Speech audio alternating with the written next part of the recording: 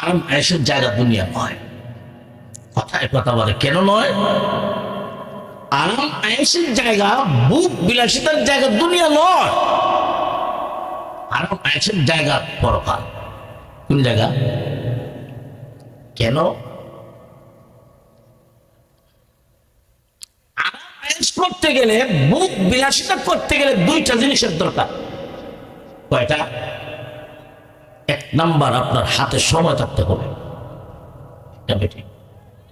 আপনি আমার নিজের চোখে দেখা বহু আল্লাহর বান্দাবান্দি এমন ছিলেন, কোটি কোটি টাকা জমা করছেন, সুখে করছেন, বুক করবেন, এমনি টাইম শেষ।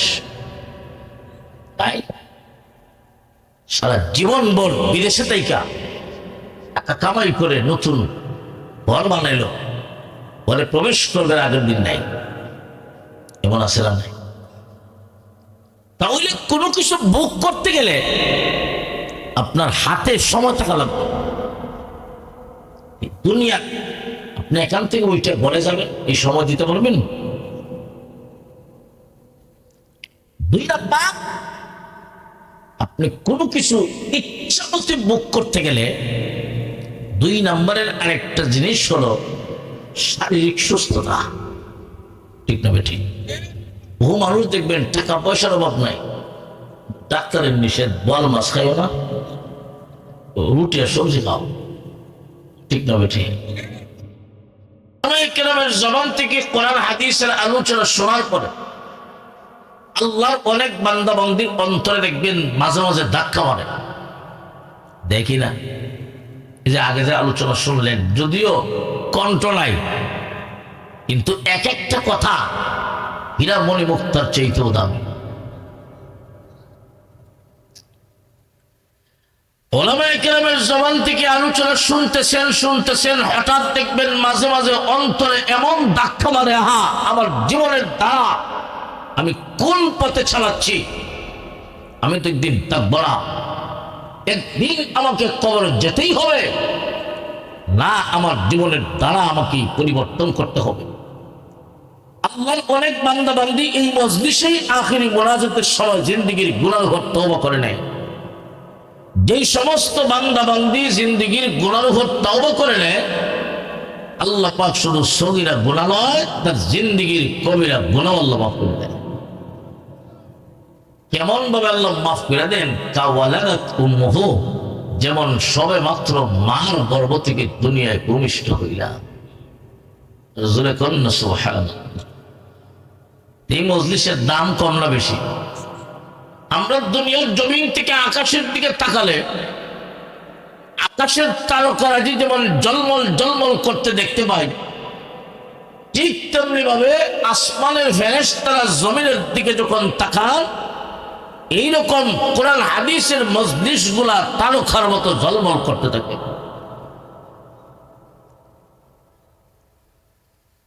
আল্লাহ পাক রব্বুল আলামিন এমন মজলিসে আপনি আমাকে অংশগ্রহণ করার তৌফিক দিয়েছেন, তাই আবারও অন্তরে অন্তঃস্থল থেকে জবান খুলে উচ্চ কণ্ঠে কালিমাতুশ শুকর আদায় করি। সকলে জোরে সুরে বলে আলহামদুলিল্লাহ। আলোচনা শুরু করার আগে ছোট্ট একটা আবদার থাকবে, ছোট্ট একটা আবদার। আমার পরে কিন্তু আরেকজন জনপ্রিয় ব্যক্তি, যার আলোচনা শোনার জন্য মানুষ বহু সময় ধরে অপেক্ষা করে। আলোচনা শুনলেই বুঝবেন হযরত মাওলানা ফরহাদ উদ্দিন আইয়ুবী সাহেব হযরত আছেন। যদিও একটু লম্বা হয়ে যাবে, এখন আমি জানতে চাই আখিরি মুনাজাত পর্যন্ত থাকার নিয়ত আছে তো ইনশাআল্লাহ? আচ্ছা, কারা কারা থাকবেন একটু হাতটা উঠায় দেখান। আল্লাহ তুমি কবুল করো, আল্লাহ তুমি কবুল করো, আল্লাহ তুমি কবুল করো, আজকের এই মাহফিলকে কবুল করো, এলাকাবাসীর জন্য হেদায়েতের উসিলা বানিয়ে দাও। একটু পরীক্ষা করিলাই, থাকবেন যে একটু পরীক্ষা করিলাই, একটু মেহেরবানি করিয়া একটু যদি প্রত্যেকেই শরীরটা নাড়া দিয়া আলোচনার পরিবেশটা সুন্দর করেন, ইনশাআল্লাহ আল্লাহ পাক আপনার দুনিয়া আখিরাত সুন্দর করে দিবেন। মাশাআল্লাহ। হ্যাঁ, আসলে সব বাচ্চার মানুষরা অনেক ভদ্র, কথা বলার সাথে সাথেই আমল করতেছেন। আল্লাহ পাক আপনাদেরকে দুনিয়া আখিরাতে উত্তম বদলা দান করুক, সকলে বললাম। কোনো কথা নাই, সময় কম। আমি আলোচনা ইচ্ছা করেছিলাম একটা বিষয়ে করব, কিন্তু আমার আগে যে হযরত আলোচনা করছেন, আমি ওনার আলোচনার শেষ থেকেই আবার আলোচনা শুরু করতেছি। যদি আমার ইচ্ছা অনুযায়ী আমি করতে পারি নাই, হযরতের আলোচনায় মুগ্ধ হইয়া যা সমাজের মানুষের জন্য বেশি প্রয়োজন, আমি হযরতের আলোচনার শেষ থেকেই আপনাদের সামনে শুরু করার জন্য সূরাত আলে ইমরানের 185 নং আয়াত কারিমা তিলাওয়াত করছি। হুজুরে পাক সাল্লাল্লাহু আলাইহি ওয়াসাল্লামের পবিত্র জবান থেকে নির্গত ছোট্ট একখানা হাদিস কারিমা পাঠ করছি। আল্লাহ আমার তিলাওয়াতকৃত আয়াতে বলেন, কুল্লু নাফসিন যায়িকাতুল মাউত, প্রত্যেক প্রাণী মৃত্যুর স্বাদ গ্রহণ করতে হবে। না কোনো সন্দেহ আছে? আমাদের খালিক কে? আরো জোরে কোন, আমাদের খালিক কে? সৃষ্টিকর্তা। আমরা হলাম মাখলুক, সৃষ্ট জীব। আল্লাহ হলেন খালিক। আল্লাহ ছাড়া পৃথিবীতে হাজার হাজার মাখলুকাত, হাজার হাজার সৃষ্ট জীব, সৃষ্ট বস্তু আছে। কোন কোন বর্ণনায় 18,000 মাখলুকাত, কোন কোন বর্ণনায় 80,000 মাখলুকাত। সুবহানাল্লাহ। তাম দুনিয়া যা কিছু আছে সবগুলো হলো সৃষ্ট বস্তু। সৃষ্টি করেছেন কে? কেন করেছেন? নবীজির একটা হাদিস আছে, আল্লাহ রাসূল বলেন, قال النبي صلى الله عليه وسلم إن الدنيا خلقت لكم وأنتم خلقتم للآخرة أو كما قال عليه الصلاة والسلام। আল্লাহর নবী বলেন, হে উম্মতের দল, মহান আল্লাহ এই দুনিয়াতে যা কিছু বানাইছেন, আসমান বানাইছেন, জমিন বানাইছেন, চন্দ্র সূর্য গ্রহ নক্ষত্র গাছপালা বৃক্ষ তরুলতা, যা কিছু আল্লাহ বানাইছেন সবগুলা বানাইছেন খুলিকাত লাকুম, তোর জন্য, তুমি মানুষের জন্য। আসমান বানাইছেন আমার জন্য, জমিন বানাইছেন আমার জন্য। এই পৃথিবীতে যা কিছু আছে সবগুলা বানাইছেন মহান আল্লাহ মানুষের কল্যাণের জন্য, মানুষের উপকারের জন্য। আর আনতুম খুলিকতুম লিল আখিরাহ, আর তুমি মানুষকে বানাইছেন মহান আল্লাহ পরকালের জান্নাত দেওয়ার জন্য। আপনি দেখতেছেন চন্দ্র আমার গোলামি করে, ঠিক না বেটি? সূর্য আমি মানুষের গোলামি করে। আপনি জান বনের হিংস্র জানোয়ার, ভাল্লুক, যত হিংস্র প্রাণী আছে, অনেকটা আছে শক্তির বেলায় আমার চাইতেও বেশি, কিন্তু আমার গোলামি করে। সুবহানাল্লাহ। একটা বন্য হাতি,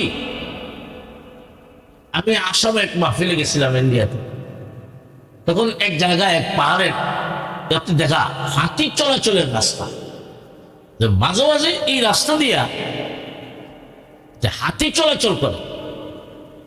যে আমার সাথে ছিলেন আপনাদের এলাকার আমার বন্ধু, সারা দেশের মানুষে জানে, ওনার শরীফুজ্জামান রাজিকপুরি সাহেব, চিনেন না? বাহিরের সফরগুলো আমরা একসাথেই যাই, বা বাংলাদেশের দূর দূরান্তের সফরগুলো একসাথে। উনি বলছেন তিনি হাতি দেখে যাই। তখন এর পাশেই ছিল একটা বানরের টিলা, বানরও আছে। আমরা বানর দেখতেছি, এমনি যদি দেখা যায় দুইটা পাহাড়ের মাঝখান থেকে একটা বন্য হাতি, বিশাল আকার, এত শক্তিশালী হাতি, তার রাস্তা পরিবর্তন করে দেওয়ার জন্যে আমরা অনেক সময় ভাবি যে না জানি 10 জন 15 জন মানুষের প্রয়োজন, না, একজন মানুষ ওই হাতির সামনে গিয়ে তার রাস্তাটা দেখাই দিতেছে, যেদিকে দাও। উনি ওনার বাসায় বুঝাই দিল, হাতি ওইদিকে চলে গেল। সুবহানাল্লাহ।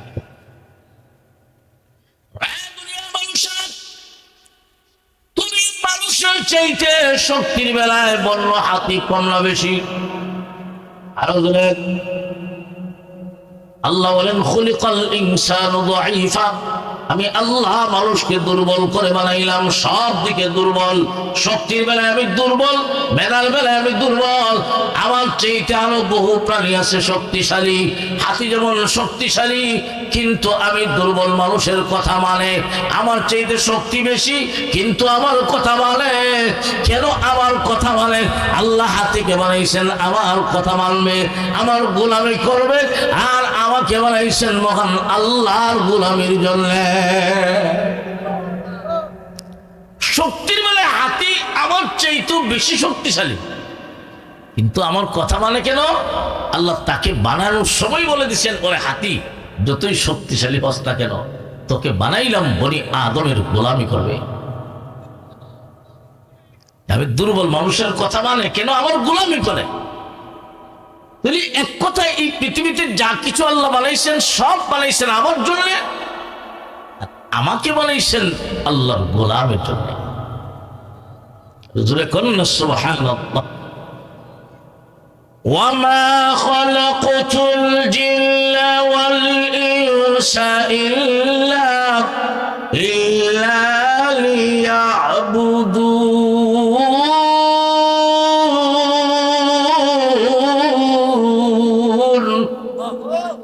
আল্লাহ বলেন, আমি মানব এবং দানব, মানুষ এবং জিন্নাতকে আমার গোলামের জন্য বানাইলাম, আমার গোলামি করবে। তাহলে এই দুনিয়াতে আমরা আল্লাহর গোলাম, আল্লাহ হলেন আমাদের মুনিব। আমরা এই কথা সবাই স্বীকার করি, এই দুনিয়াতে আমরা কার গোলাম? এখন আমাদের মুনিবকে। আমরা ওই আল্লাহর গোলাম এই দাবি করা আমাদের মুখেই দাবি করি, কাজে বাস্তবায়ন করতে পারি না। মুখে দাবি করে আল্লাহর গোলাম, কিন্তু নামাজ পড়ি না। মুখে দাবি করে আল্লাহর গোলাম, কিন্তু আল্লাহর কথা মানি না। মুখে দাবি করি আল্লাহর গোলাম, কিন্তু আল্লাহর হুকুম অমান্য করি। জোরে করুন ঠিক না বেঠিক? তাহলে আমাদের কথা আর কাজ এক না ভিন্ন? আলোচনা কর। তাহলে আমরা সত্যিকারের গোলাম হতে পারি নাই। সত্যিকারের গোলাম হলো তারা যারা মুখে দাবি করে আমি গোলাম। গোলাম তো ওই লোকটাকে বলে যার কোনো মত নাই, যার কোনো পথ নাই, যার কোনো স্বাধীনতা নাই। আপনি যার গোলাম হয়ে আসছেন তার কথা বাস্তবায়ন করাই হলো আপনার দায়িত্ব। যেহেতু আমরা স্বীকার করি আমরা আল্লাহর গোলাম, এই দুনিয়ার ক্ষণস্থায়ী জগতে আমাদের কোনো চাহিদা নাই, আমাদের কোনো ইচ্ছা নাই, আমাদের কোনো সুখ শান্তি নাই। কেন? আমি গোলাম। এই দুনিয়াতে সুখ শান্তির জায়গা না, এই দুনিয়াতে গোলামি বাস্তবায়ন করার জায়গা। আমরা দুনিয়াতে আল্লাহর গোলাম হয়ে আসছি। আমার দায়িত্ব হলো যতদিন দুনিয়া থাকবো একমাত্র আমার মনিবের গোলামি করব। গোলামি করব কতদিন পর্যন্ত? কতদিন? وَاعْبُدْ رَبَّكَ حَتَّى يَأْتِيَكَ الْيَقِينُ। আল্লাহ বলেন যতদিন তুমি দুনিয়াতে থাকবা, এই দুনিয়াতে যতদিন থাকবা তোমার দায়িত্ব হলো আমার গোলামি করবা। কেন? তুমি গোলাম। গোলামের তো কোনো স্বাধীনতা নাই, গোলামের কোনো আরামায়েশ নাই। আপনি দেখবেন আপনার যদি কোনো কর্মচারী থাকে তাহলে আপনি আপনার কর্মচারীকে হুকুম দিবেন, কর্মচারী তার মালিকের কথা মানবে। আপনার নতুন বিয়ে সব যদি আপনার বাড়িতে আসেন মেহমান, তাহলে কর্মচারীকে একটার উপরে আরেকটা হুকুম দেওয়া হয়। আজকে আমার বিয়ে সব আসতেছেন, বাজারে যাও, গরু গোশত নিয়ে আও, বোয়াল মাছ নিয়ে আসো, বড় বড় মাছ যা আছে সব নিয়ে আও, ভালো ভালো খাবারের আয়োজন করা হয়। গোলাম একটার পরে একটা আদায় করে। ও দুনিয়ার মানুষেরা, এই দুনিয়াতে আমরা তো আল্লাহর গোলাম, আমরা গোলাম, দুনিয়াতে আমরা মেহমান নই। যেমনি ভাবে আপনি আপনার মেহমানের জন্য ভালো খাবারের ব্যবস্থা করেন, ভালো টাকার ব্যবস্থা করেন, এইগুলো তো মেহমানের জন্য। আর গোলামের জন্য একটার পর আরেকটা হুকুম মারা লাগে। তাহলে এমনি ভাবে এই দুনিয়ার কোন স্থায়ী জগতে আমরা তো মেহমান নই, ভালো খাবার খাবো, ভালো প্রশস্তানে থাকবো, আরামায়েশের জিন্দগি বুক করবো। কারণ এই দুনিয়াতে আমরা মেহমান নই, এই দুনিয়াতে আমরা আল্লাহর গোলাম। ভালো খাবারের ব্যবস্থা, আরামায়েশের ব্যবস্থা গোলামের জন্য না মেহমানের জন্য?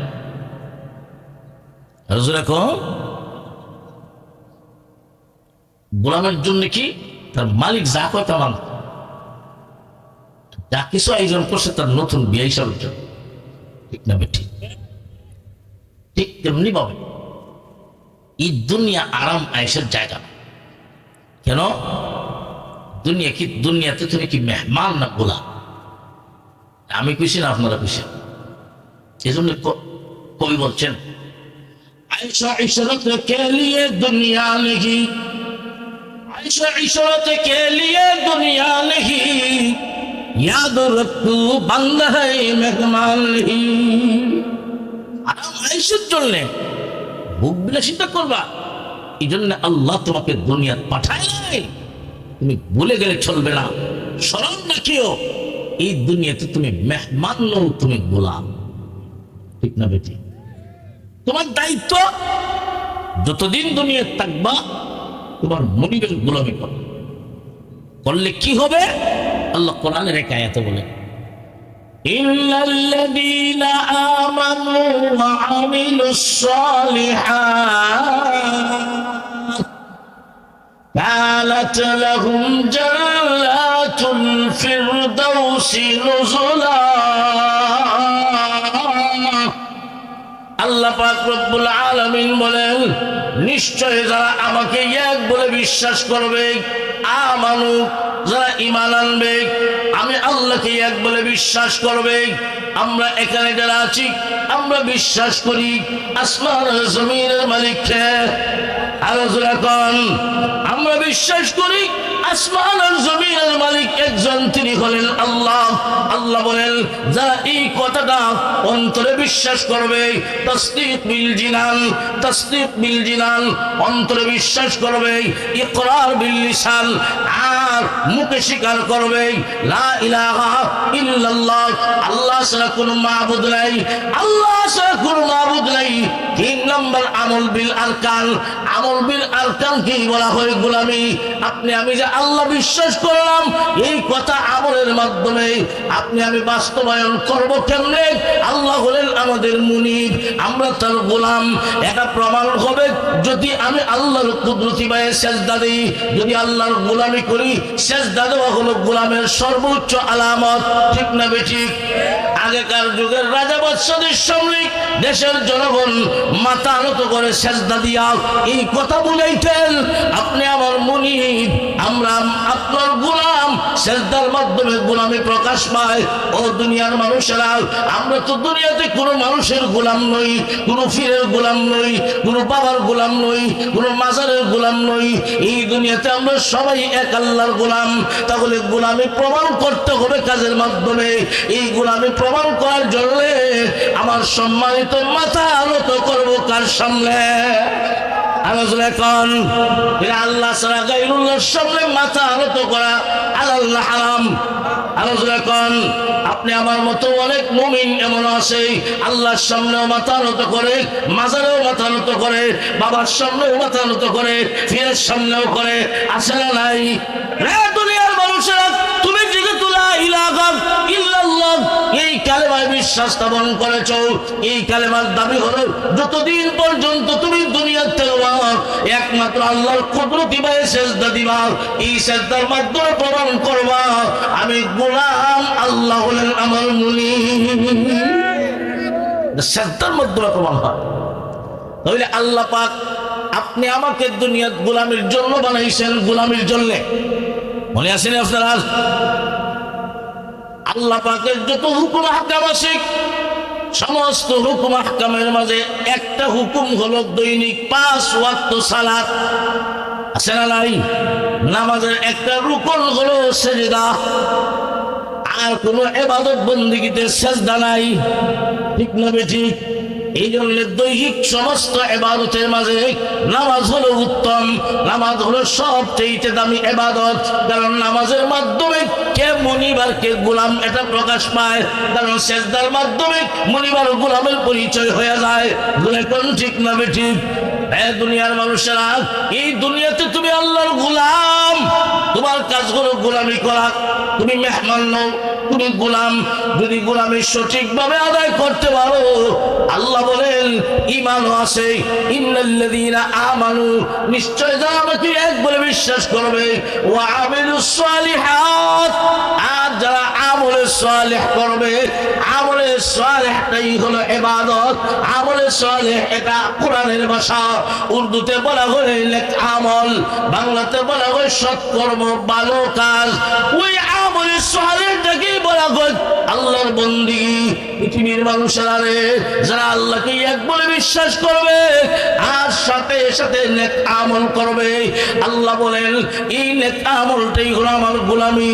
গোলামির মাধ্যমে যদি দুনিয়ার জীবনটা কাটাইয়া দাও, আমি আল্লাহ পরকালে তোমার গোলামের জিন্দেগি রাখবো না। আমি আল্লাহ মেহমানদারির জীবন ব্যবস্থা করেছি। আমি আল্লাহ তোমাকে মেহমানদারির জন্য জান্নাতুল ফেরদাউসের মেহমান বানাবো। দুনিয়া কি মেহমানদারির জায়গা? কথা বলেন। কিন্তু বাজারে গরু গোশত ঠিকই জীবন হইলায় খাইতে পারে না কেন? পেট বানানা আর না শরীর বানানা, ঠিক না ঠিক? আর অনেক আল্লাহর বান্দাবান্দি আছে টেকা পয়সা নাই, তো আলহামদুলিল্লাহ রুচি এত বাড়া, পাত্তর যদি খায় এটাও যায় না। অন্যায় আমাদের যারা কাজ করছেন, মিনারেল ওয়াটার পানি হয়েছেন, হ্যাঁ কেমন পানি পান করছেন, আমি নিজেও গেছি।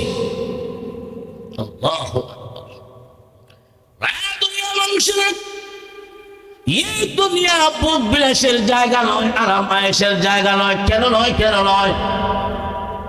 ভোগ করার জন্য দুইটা জিনিস আবশ্যক, দুইটা জিনিস লাগে। একটা হলো সময়, 2 নাম্বার স্বাস্থ্য বলা থাকতে হবে। দুনিয়ার বাংলার মুসলমান এই দুনিয়ার জগতে সময়ের কোনো গ্যারান্টি নাই। আমি এখান থেকে ওইটার বাড়িতে যাব, এই গ্যারান্টি কেউ দিতে পারবে না। কোন ঠিক না বেঠিক? তাহলে দুনিয়ার মুখ বিলাসের জায়গা নয়। কেন? সময় নাই। 2 নাম্বার স্বাস্থ্য ভালো থাকতে হয়। দুনিয়ায় স্বাস্থ্য ভালো না। অনেক মানুষ দেখবেন আজকে ভালো, কালকেই দেখা যায় তার অবস্থার পরিবর্তন হয়ে গেল। আপনি আমার মতো বহু মানুষ এখনো হসপিটালের সিটে আসে না নাই। বহু মানুষ বিছানায় প্রস্রাব পায়খানা করে। যুবক, তুমি তাদের দিকে তাকাইয়া চিন্তা ভাবনা করো। মহান আল্লাহ যে তোমাকে 3.5 হাত বডি দিয়া সুস্থ মানুষ হিসাবে দুনিয়াতে রেখেছেন, এই সুস্থতার জীবনকে তুমি কদর করো। তোমার মতো আরেকজন ভাই হাঁটতে পারে না, তোমার মতো আরেকজন মানুষ নিঃশক্তিতে বাথরুম করতে পারে না, তোমার মতো একজন যুবক নিঃশক্তিতে দাঁড়াইতে পারে না, হসপিটালের সিটে ভরা আছে। আল্লাহ যে তোমাকে সুস্থ রেখেছেন, এটা আল্লাহর বহুত বড় এক নিয়ামত। এই নিয়ামতের শুকর আদায় হবে কিভাবে? আল্লাহ যখন সুস্থ রেখেছেন, এই সুস্থতার জীবনটা মহান আল্লাহর গোলামের মধ্যে কাটাইয়া দাও।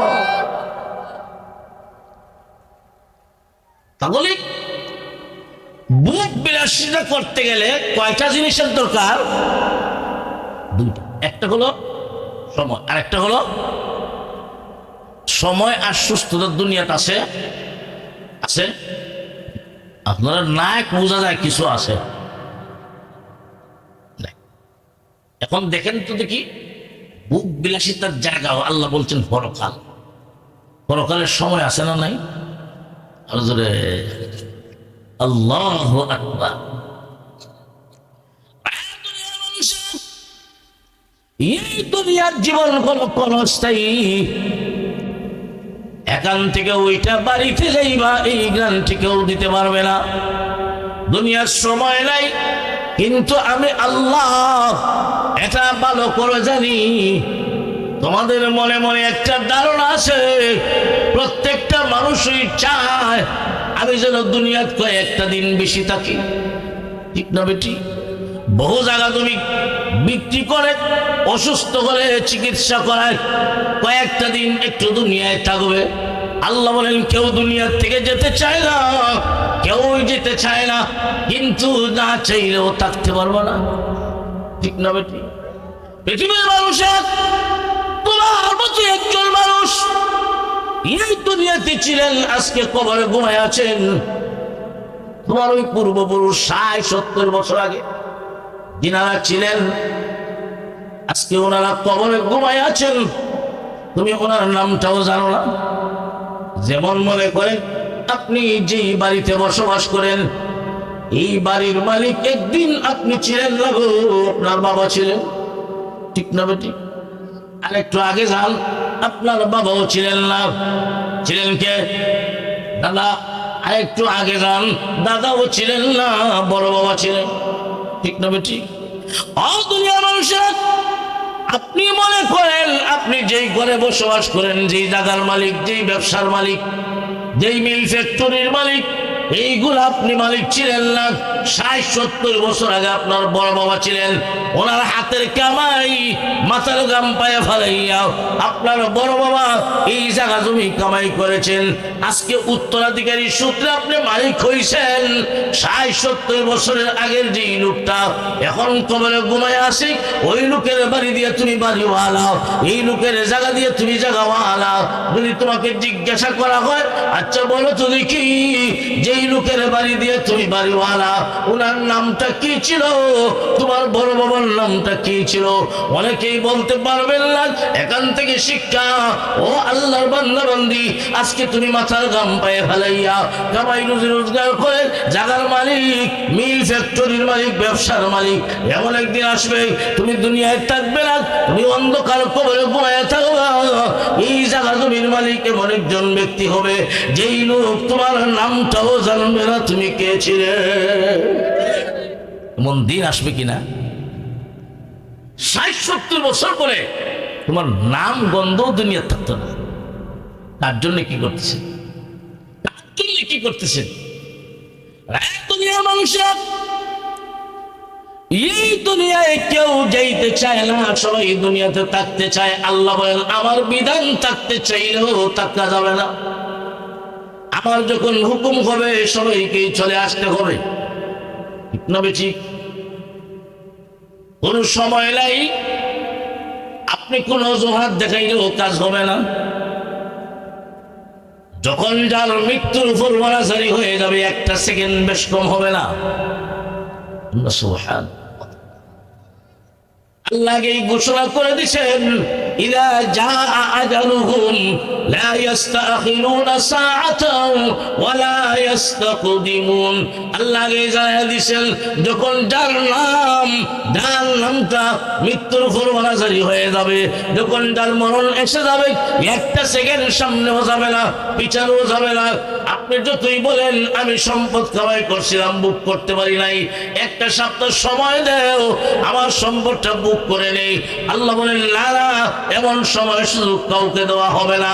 পৃথিবীর মানুষেরা, এই দুনিয়ার থেকে তুমি যাইতে চাও না, কিন্তু না চাইলেও থাকতে পারবে না। কিন্তু মনে রাখো, মনে রাখো, এই দুনিয়ার জগতের উপরে আরেকটা জগৎ আমি আল্লাহ রেখেছি। দুনিয়ার জগতের উপরে আরেকটা জগৎ সামনে আসে না নাই? আরো জোরে, এই জগতের নাম, এই জগতের নাম, দুনিয়াতে আসার আগেও আরো দুইটা জগৎ অতিক্রম করছে। কয়টা জগৎ? একটা জগতের নাম আলমে আরওয়াহ, রূহ জগৎ। কোন জগৎ? কোন জগৎ? আরেকটা জগতের নাম হলো আলমে আরহাম, মায়ের পেটের জগৎ। মায়ের পেটের জগৎ থেকে এই আলমের দুনিয়া ক্ষণস্থায়ী জগতে আসলো। এখানেও চিরদিন থাকতে পারবে না। ক্ষণস্থায়ী জগৎ থেকে আবার ওই পরকালের জগতের দিকে আপনি আমাকে পা বাড়াতে হবে, ঠিক না বেটি? রুহের কোনো মরণ নাই, রুহের মরণ নাই। রুহ যে আল্লাহ সৃষ্টি করেছিলেন, ওই যে সৃষ্টি করেছিলেন, রুহের কোনো ধ্বংস নাই, পরিবর্তন হয়। কথা বলে আলোচনা অনেক লম্বা হয়ে গেল। আল্লাহ আদম আলাইহিস সালামকে জান্নাতের ভিতরে বানাইয়া, হাদিস শরীফে আছে, আল্লাহ আদমের পৃষ্ঠদেশে তার কুদরতি হাত বুলাইলেন। সুবহানাল্লাহ। কিয়ামত পর্যন্ত যত নেককার বনি আদম দুনিয়াতে আসবে, সকলের রূহ বের হয়ে আসবে। এরপরে আবার আল্লাহ কুদরতি হাত বুলাইলেন, কিয়ামত পর্যন্ত যত বদকার দুনিয়াতে আসবে, যত জাহান্নামে দুনিয়াতে আসবে, সকলের রূহ আদমের পৃষ্ঠদেশ থেকে বের হয়ে আসবে। আদম আলাইহিস সালামের সামনে কিয়ামত পর্যন্ত যত মানুষ, আপনি আমিও ছিলাম, আপনি আমিও ছিলাম, আল্লাহ আদম আলাইহিস সালামের সামনে সকলের রূহ হাজির করলেন, যেটাকে রূহ জগৎ বলা হয়, যেটাকে রূহ জগৎ বলা হয়। আদম আলাইহিস সালাম আল্লাহকে জিজ্ঞাসা করলেন, আল্লাহ এরা কারা? আল্লাহ বলেন, তোমার সন্তানরা। তাকায় দেখেন একজন সন্তানের কপালে নূরের আলো চমকাচ্ছে। মান হাদা? আল্লাহ বলেন, হাদা দাউদ আলাইহিস সালাম। বলেন সুবহানাল্লাহ। আল্লাহ বলেন, তোমার সন্তান পয়গম্বর দাউদ। আল্লাহ, আমার সন্তান দাউদের বয়স কত হবে? আল্লাহ বলেন 60 বছর। কত বছর? আদম আলাইহিস সালাম আল্লাহকে বলতেছেন, আল্লাহ এত কম বয়স আমার সন্তান দাউদকে, আমার বয়সটা কি আরো 40 ফুরায়া 100 মিল কিনা দেন। আল্লাহ বলেন মঞ্জুর। কি মঞ্জুর? আদম আলাইহিস সালামকে আল্লাহ 1000 বয়স দিয়েছিলেন। 1000 থেকে 40 মাইনাস কত হইল? 960। কত? 960 বছর বয়সে আজরাইল হাজির। আদম আলাইহিস সালাম বলেন, ও ভাই আজরাইল, আমার তো এখনো সময় হয়েছে না, আরো 40 বছর বাকি আছে। কত বছর? আজরাইল বলেন, আপনার ছিল কিন্তু নাই, আপনার সন্তান দাউদকে না দিয়া দিছেন ওই রূহ জগতে। আদম আলাইহিস সালাম বলেন, আমি তো স্মরণ নাই, কইতাম পারি না। সুবহানাল্লাহ। আল্লাহ রসুল মুস্কি হাসি দিয়া কইতেছেন যে আমরা বাবা আদম আলাইহিস সালাম রূহ জগতে বয়স 40 দিয়েছিলেন সন্তান দাউদকে, মনে নাই? আমরার বাবা কি বৈশিষ্ট্য আমরার মাঝেও আছে, আমরার মাঝেও আছে। 1 বছর আগে কোনো কিছু করলে স্মরণ থাকে না, এই ভুলে যাওয়া, এই সিফত আমরার বাবাই আছে। সুবহানাল্লাহ। 1 মিনিটে শেষ করে দিব হযরত আইসেন। আমি যে পয়েন্টটা বোঝাতে চাই, ওই আদমে আরওয়াহ রূহ জগৎ কোথায় ছিল? মুফাসসিরিনে কেরাম বলেন এই জায়গাটার নাম হলো ওয়াদি নু'মান, বর্তমান আরাফার মাঠ। আল্লাহু আকবার। আল্লাহ একটা প্রশ্ন করেছিলেন, আলাস্তু বিরাব্বিকুম? সুবহানাল্লাহ। আমি কি তোমরা রব নই? আল্লাহ রসুল বলেন, কেউ জবাব দেয় না, সর্বপ্রথম আমি বিশ্বনবী জবাব দিলাম, ক্বালু বালা, আপনি আমাদের রব। এরপরে এক বাক্যে রূহ জগৎ জবাব দিল, বালা, আপনি আমাদের রব।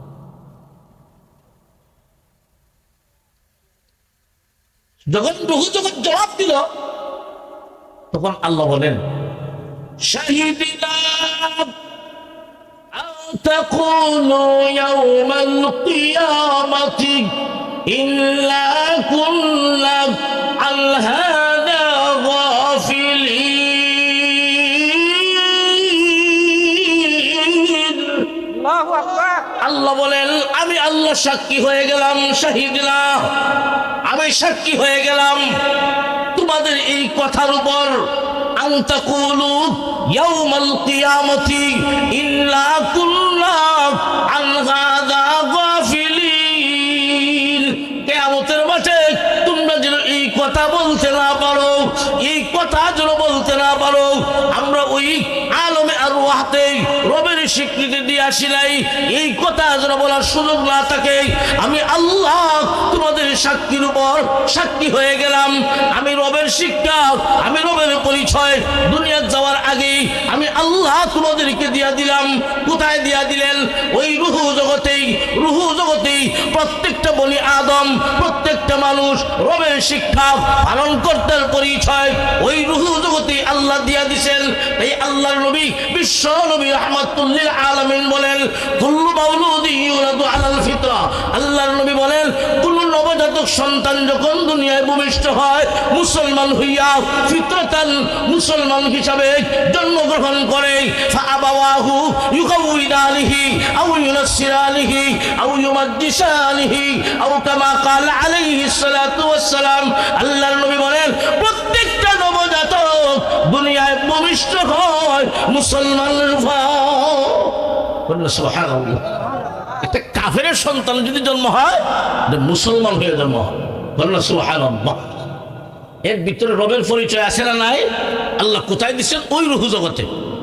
রুহু জগতে রবের পরিচয় আছে ভিতরে।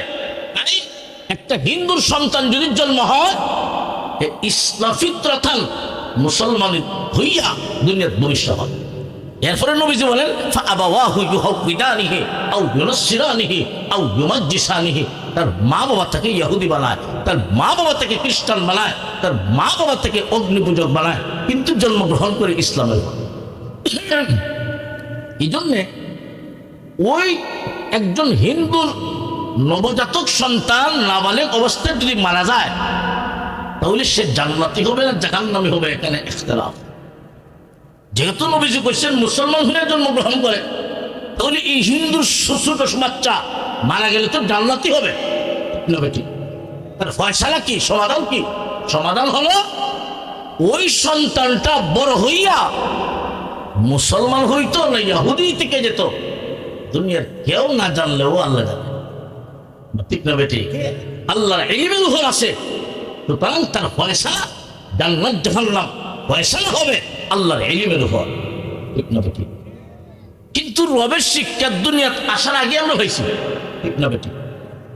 তাই ইমামে আজম আবি হানিফাতুন নু'মান ইবনে সাবিত আমাদের মাযহাবের ইমাম, উনি বলেন আল্লাহ পাক যদি দুনিয়াত কোনো নবী রাসূল নাও পাঠাইতেন, কোনো নবী রাসূল কোনো দায়ী যদি নাও পাঠাইতেন, তাহলে আসমান দেখে দেখে, চন্দ্র সূর্য দেখে দেখে, এই বিশ্ব ভূমণ্ডলের পরিচালনা দেখে দেখে এক আল্লাহর উপর ঈমান গ্রহণ করা মানুষের উপর ওয়াজিব হতো। কিন্তু আল্লাহ দয়া করছেন নবী রাসূল পাঠাই। সুবহানাল্লাহ। মানুষের এই পৃথিবীতে এমন মানুষ ছিলেন যাদের কাছে কোনো নবী রাসূল যায় নাই। আসমান দেখে দেখে, চন্দ্র সূর্য দেখে দেখে, এই বিশ্ব ভূমণ্ডলের পরিচালনা দেখে দেখে এক আল্লাহর উপর ঈমান গ্রহণ করেছে এই পৃথিবীর ইতিহাসে একদল ঈমানদার, যাদের পরিচয় হলো আসহাবে কাহাফ। ওই আসহাবে কাহাফের যুবকের, তাদের কাছে কোনো নবী রাসূল যায় নাই, কোনো দায়ী যায় নাই। আসমান জমিন দেখে দেখে এক আল্লাহর উপর ঈমান গ্রহণ করে তারা পরে নিয়েছিল লা ইলাহা ইল্লাল্লাহু ঈসা রূহুল্লাহ। জোরে বলুন আল্লাহু আকবার। ওই আসহাবে কাহফের যুবকরার মতো আসমান জমিন দিকে দিকে বিবেক বিবেচনা কাটাইয়া এক আল্লাহর উপর ঈমান গ্রহণ করা ওয়াজিব হইতো, কিন্তু আল্লাহ না, তোমরা দয়া করছেন নবী রাসূল পাঠাইয়া আয়া আল্লাহর পরিচয় দিছেন, তোমরা দাওয়াত দিছেন। ও ভাই, এই জন্যে এই দুনিয়াতে আল্লাহ ওই যে আদম আলাইহিস সালামের পৃষ্ঠদেশ থেকে আল্লাহ রূহটা বাইর করছেন কোথায়? ওয়াদিয়ে নু'মানে। বর্তমান মুফাসসিরিনে কেরাম কারো কারো মত বর্তমান আরাফার মাঠে।